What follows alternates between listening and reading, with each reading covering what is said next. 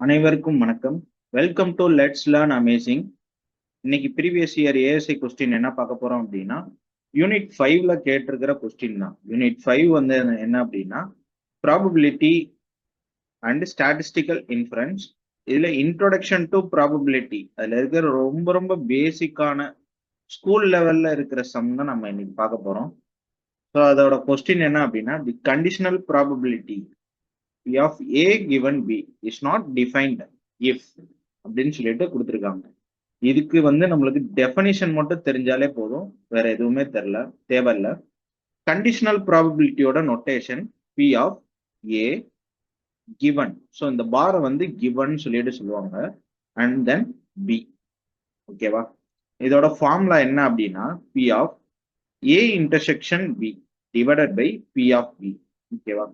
Conditional ப்ராபபிலிட்டினா என்ன அப்படின்னா, சிம்பிளா உங்களுக்கு சொல்லணும்னா, P of A அப்படின்னா என்ன, நம்மளுக்கு ப்ராபபிலிட்டின்னு தெரியும். இந்த ப்ராபபிலிட்டியை நம்ம எப்படி ஃபைண்ட் அவுட் பண்ணுவோம்? நம்பர் ஆஃப் ஃபேவரபிள் அவுட்கம்னு போடுவோமா, divided by number of total outcome. So இதுதான் வந்து நம்மளுக்கு ரொம்ப பேசிக்கான ப்ராபபிலிட்டி. இதை நீங்க இன்னும் நொட்டேஷன்ல எழுதணும் அப்படின்னா, n of A divided by n of S. ஆக்சுவலா என்னன்னா, number of elements in a set A and number of elements in a set sample space. So sample space தான் நம்மளுக்கு என்ன ஈவெண்ட். நார்மலா ப்ராபபிலிட்டினா ஈவெண்ட், எக்ஸ்பெரிமெண்ட். ஃபர்ஸ்ட் எக்ஸ்பெரிமெண்ட்ன்றது தெரிஞ்சிருக்கணும், அடுத்து ஈவெண்ட். அதை வச்சுதான் நம்ம ப்ராபபிலிட்டின்றதை ஃபைண்ட் அவுட் பண்ணுவோம். ஓகேவா? அப்ப இந்த சாம்பிள் ஸ்பேஸ்ன்றது அதை வச்சுதான் இருக்கும், சாம்பிள் ஸ்பேஸ். ஓகேவா? ஸோ சாம்பிள் ஸ்பேஸ்ன்றது உங்களோட எக்ஸ்பெரிமெண்டோட டோட்டல் நம்பர் ஆஃப் டோட்டல் அவுட்கம்னா வந்து n of S. ஓகேவா? பட் இங்க கண்டிஷனல் என்ன அப்படின்னா, we have to find probability of A. So இதே மாதிரிதான் நான் ப்ராபபிலிட்டி ஆஃப் ஏ தான் கண்டுபிடிக்க போறேன். பட் இங்க எந்த ஒரு ரெஸ்ட்ரிக்ஷனோ கண்டிஷனோ இல்லை. பட் இங்க வந்து என்ன பண்ண போறாங்க அப்படின்னா, வித் கண்டிஷனோட கொடுக்குறாங்க. என்ன கண்டிஷன் அப்படின்னா, எனக்கு பீனு இன்னொரு ஈவெண்ட். ஆக்சுவலா இதுவும் வந்து ஈவெண்ட் தான், ஒரு event with condition to this event also. இந்த ஈவெண்ட்டையும் சேர்த்து நீங்க வந்து இந்த கண்டிஷனோட இதை வந்து எடுக்கிறீங்க அப்படின்றதுதான் இதோட மீனிங். ஓகேவா? ஸோ அதனால finding probability of A with given condition of B. அதனாலதான் இதுக்கு வந்து கண்டிஷனல் ப்ராபபிலிட்டி அப்படின்றது நேம் இருக்கு. ஸோ அதுக்கு ஃபார்முலா வந்து என்னன்னா, P of A intersection B. So இது பார்த்தாலே உங்களுக்கு தெரியுதா, பி ஆஃப் ஏ இன்டர்செக்ஷன் பின்னா என்ன? ஏ அண்ட் பி ஈவெண்டோட இன்டர்செக்ஷன், அதுக்கு ப்ராபபிலிட்டி. ஓகேவா? And then divided by P of B. உங்களோட கண்டிஷன் என்ன இருக்கோ அந்த ஒரு ஈவெண்டோட ப்ராபபிலிட்டி அப்படின்னு சொல்லி கேட்குறாங்க. ஓகேவா? ஸோ இது நார்மலா நம்மளுக்கு என்ன வரணும், என்ன ஈவெண்ட் இருக்கோ அது அதோட நம்பர் வரும், டிவைடட் பை உங்களோட பி ஆஃப் பியோட நம்பர் வரும். அப்ப இந்த 4 கண்டிஷன்ல எது வந்து நாட் டிஃபைன்டுன்னு கேட்டிருக்காங்க. நாட் டிஃபைன்னாலே நம்மளுக்கு என்ன, டினாமினேட்டர் 0ன்னு வந்துச்சு அப்படின்னா அதை வந்து நான் நாட் டிஃபைன்டுன்னு சொல்லுவேன். கரெக்டா? ஸோ அப்ப டினாமினேட்டர் எப்ப 0 வரும்? டினாமினேட்டர்ல இங்க என்ன இருக்கு, பி ஆஃப் பின்னு இருக்கு. டினாமினேட்டர் பி அப்படின்னு பாத்தீங்கன்னா இந்த ஆப்ஷன் தான் வரும். ஸோ ஆப்ஷன் பி வந்து வந்துச்சுன்னா, இங்க நம்ம ஆப்ஷன் பி வந்து என்ன, P of B equal to 0. அது இங்க சப்ஸ்டியூட் பண்ணும்போது எனக்கு நாட் டிஃபைன் அப்படின்றது கிடைக்கும்.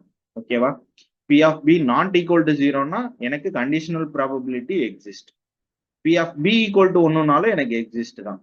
B of B equal to 1/2னாலும் எனக்கு exist. But P of B equal to 0னா எனக்கு not define, does not exist conditional probability. ஓகேவா? ஸோ இது ஒரு கொஸ்டின். இன்னொரு கொஸ்டினும் பார்த்துடலாமா? இன்னொரு கொஸ்டின் வந்து மேட்ச் த ஃபாலோயிங். ஸோ இது பார்த்தீங்கன்னா இது ரொம்ப ரொம்ப சிம்பிள். ஃபர்ஸ்ட் ஒன் என்ன இருக்கு, பி ஆஃப் பை. பைனா என்ன, பி ஆஃப் பைனா எம்டி. எம்டி செட்னா என்ன அர்த்தம், எம்டி செட்டுன்றப்ப எனக்கு வந்து number of elements in empty set வந்து வில் பி 0. ப்ராபபிலிட்டினா என்ன, number of favourable by total. கரெக்டா? 0 பை எனிதிங் எனக்கு 0 தானே. ஸோ எனக்கு வந்து ஃபர்ஸ்ட் ஆப்ஷன் வந்து எனக்கு இப்போ ஃபர்ஸ்ட் 4 இதுல இருக்கு, 2 இதுல இருக்கு. அண்ட் தென் இது இப்பதான் பார்த்தோமா, P of A given B equal to P of A intersection B divided by P of B. So இங்க வந்து என்ன இருக்கு, P of A given B யோட பக்கத்துல P of B இருக்கு, which means இது இங்க மல்டிப்ளை ஆகுது, வேற ஒண்ணுமே இல்லை. அப்ப P of A given B into P of B equal to என்ன கிடைக்க போகுது, P of A intersection B. அப்ப P of A intersection B எங்க இருக்கு, ஸோ எனக்கு ஆப்ஷன் 3.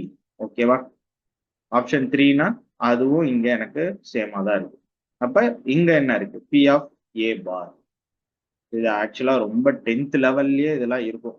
P of A barனா என்ன, complement of A, which means 1 minus P of A.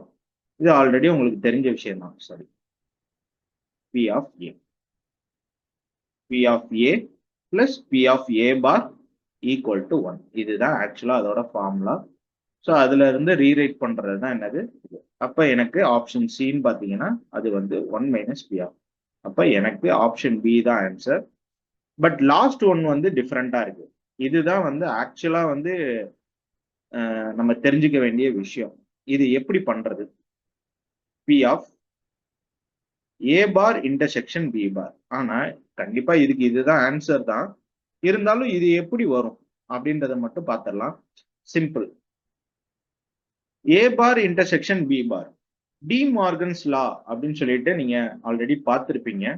So De Morgan's லாலாம் ஒண்ணுமே இல்லை, ஏ பார் இன்டர்செக்ஷன் பி பார் அப்படின்னா A union B the whole bar. ஓகேவா, இன்னொன்னு இருக்கும் என்ன அப்படின்னா ஏ பார் யூனியன் பி பார் அப்படின்னா A intersection B the whole bar. சிம்பிளா என்னன்னா, பார் ஒரே பாரா இருந்துச்சுன்னா தனித்தனியா பார் போட்டு இதை அப்படியே உல்டா பண்ணிடுறோம். யூனியனா இருந்த இன்டர்செக்ஷன், இன்டர்செக்ஷனா இருந்தா யூனியன், அந்த மாதிரி உல்டா மட்டும் பண்ணிட்டு தனித்தனியா பார் போடுறோம். தனித்தனியா பார் இருந்துச்சுன்னா ஒரே பார் போட்டு யூனியன் இன்டர்செக்ஷனை உல்டா பண்ணிடுறோம். இதுதான் நம்மளுக்கு. அப்ப எனக்கு தனித்தனியா பாரு இன்டர்செக்ஷன் இருக்கு. அப்ப P of A union B whole bar, தனித்தனியா பாரை ஒரே பார் ஆக்கிட்டேன், இன்டர்செக்ஷனை உல்டாவா யூனியன் மாத்திட்டேன். ஓகேவா, ஸோ இது எப்படி இருக்குன்னா உங்களோட தேர்ட் சி இருக்குல்ல, பி ஆஃப் ஏ பார்னா என்ன, P of A P 1 minus P of A, அந்த டைப்ல இருக்கா. அப்ப இதை வந்து நான் இதை எழுதும் போது P of A union B அப்படி எழுதிக்கலாம். 1 minus P of A union B அப்படின்னு எழுதிக்க முடியும். ஓகேவா, இதுக்கப்புறம் ரொம்ப ரொம்ப சிம்பிள் தான். பி ஆஃப் ஏ யூனியன் பிக்கு ஆல்ரெடி ஃபார்முலா தெரியும். பி ஆஃப் ஏ யூனியன் பினா P of A plus P of B minus P of A intersection B. இதுதான் அதோட ஃபார்முலா. ஓகேவா, பி ஆஃப் ஏ யூனியன் பியோட ஃபார்முலா என்ன அப்படின்னா இங்க தனியா கூட எழுதுறேன். பி ஆஃப் ஏ யூனியன் பினா P of A plus P of B minus P of A intersection B. ஓகேவா, இது உங்களோட செட்ஸ். அந்த கான்செப்ட்ல வந்து இதெல்லாம் தனித்தனியா வென் டயக்ராம்ஸ் அந்த மாதிரிலாம் இருக்கும். உங்களோட அண்டர்ஸ்டாண்டிங்க்கு அதை ரெஃபர் பண்றதும் நல்லா தான் இருக்கும். ஓகேவா, பட் இதுதான் ஆக்சுவலா ஃபார்முலா. இதை மட்டும் நோட் பண்ணி வச்சுக்கோங்க. இதை டைரக்டா இங்க சப்ஸ்டியூட் பண்ண போறேன். அப்ப என்ன வரும், இந்த மைனஸ் உள்ள ஒவ்வொன்றுக்கும் மல்டிப்ளை ஆகுமா.